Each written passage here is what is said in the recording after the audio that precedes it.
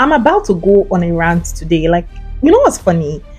You think that the more you start over, the easier it gets, but it doesn't. Like, not really. It still catches you off guard. Let me tell you, it still stings. It still feels like, oh, how am I back here again? How am I starting over my career again? How is this happening to me again?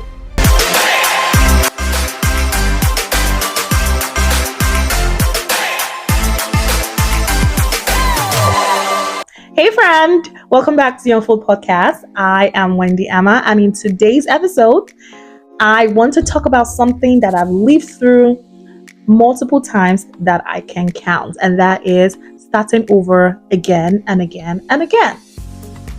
Now, I'm not talking about the cute version of starting over. You know, the Pinterest boards, the fresh notebooks, the aesthetic rebrands.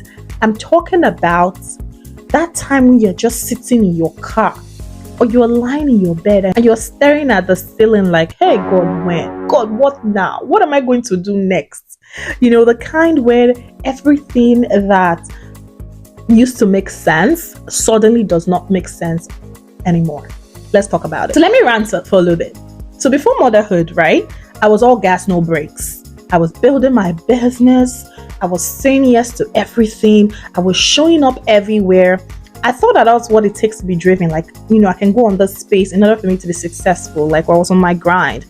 Then boom, I became a mama. Of course, I loved it. 3 times, I loved it all.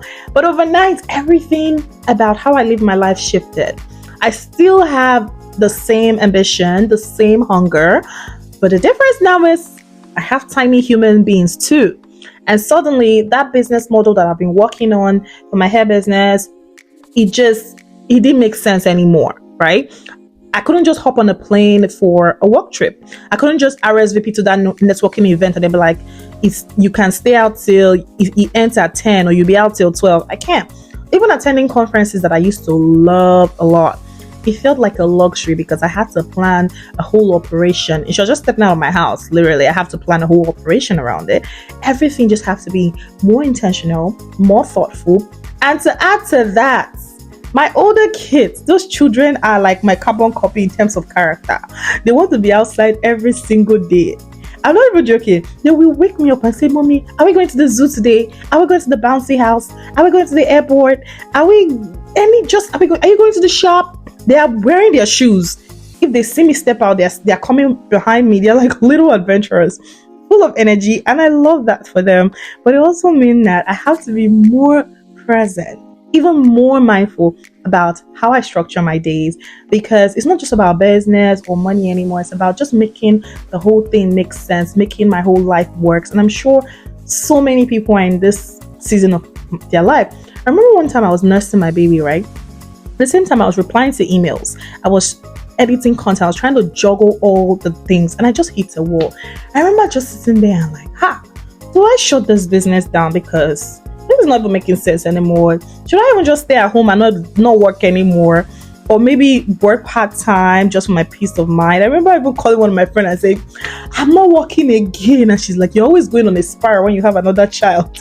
I just questioned everything, and I realized that this, you know, it's not about that season, it's about what you make out of it, right? I didn't want my kids to get used to the part of me, the leftover version of me, that part that is always burnt out, always tired, or constantly stretched thin. So I had to make a decision where I needed to pivot, I needed to rebuild how I work and structure my work and business around my life. And let me tell you, that was so hard. I had all the thoughts. Right? What will people think? Would anybody even take me seriously? Like, what is going to become of my career in the next 10 years? Will this new version of me even work? You know, what's going to happen? As a girl that always liked to be on my grind, but the more I started to see, the more I realized that I had changed. Life has changed me, and my work needed to change with me. I had to let go of that hustle hard version of how I used to do business and how I used to do things and simplify. I became more intentional. I had to shift from doing everything to doing what actually matters the most. And yes, that meant fewer launches, fewer products, more boundaries, no going out after a certain time, and more honestly, a little less income. But you know what it gave me? It just gave me this breathing room, this clarity, presence, time with my family, and the space to create without losing myself. So if you're listening to this podcast or watching on YouTube, wherever you're listening from, and you're in that weird, messy in between where things feel uncertain and you don't have all the answers, I want you to know that that space you're in is a very sacred space, right? It might not look glamorous. It doesn't even look glamorous. It doesn't always photograph well. But it's where growth is happening. You are allowed to be in process. You are allowed to change your mind. Listen to me. You are allowed to outgrow what once fit, and you're definitely allowed to start over without apologizing for it. And sometimes clarity comes when you really sit down with yourself and ask yourself the hard questions, because it's okay to outgrow what once worked. It's okay to want a softer life, to redefine what success look like for you in this moment. Because just because it worked before doesn't mean it still fits into your lifestyle now. And just because you're capable of doing something doesn't mean you are called to keep doing it. Remember that starting over doesn't mean that you are failed. I know sometimes it feels like that, like you're failed or you didn't succeed at this thing, but it means that you're making room for a version of yourself that is aligned with your present reality. So let me share a few mindset shifts that helped me during figuring out this whole process. One is, you're not starting from scratch. You're starting from experience, you're starting from strength, from survival, from wisdom. So you have a whole lot to back you up. You can be grateful for the past and still walk away from it, because growth doesn't always feel like it sometimes. And also, you don't need to rush. Take your time. You don't have to be on anybody's space. Everybody's doing it. You want to, just take your time and do what feels right for you at that time, because there is no perfect timing. There's only your timing and the timing that God has for you, and that is good enough. Some other things that I've learned in this whole process is starting over is very emotional.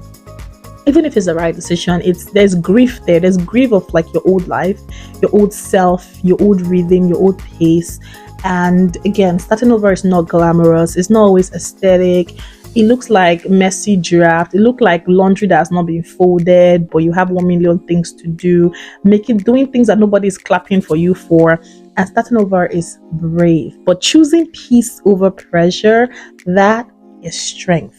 So if you're rebuilding, if you are reimagining, or you're redefining, be gentle with yourself. Give yourself permission to move at a slow pace, to not have all the answers yet, and to just take the next step.